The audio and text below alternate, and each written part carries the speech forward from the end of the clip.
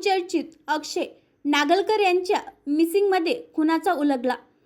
मुख्य आरोपीसह 4 आरोपितांच्या मुसक्या आवळल्या। दिनांक 23 ऑक्टोबर 2025 रोजी police station Dabki road Akola येथे फिर्यादीनामे सौ शीला विनायक नागलकर त्यांनी त्यांचा मुलगा नामे अक्षय विनायक नागलकर वय 26 राहणार मारुतीनगर बाळापूर रोड जुनी शहर अकोला हा दिनांक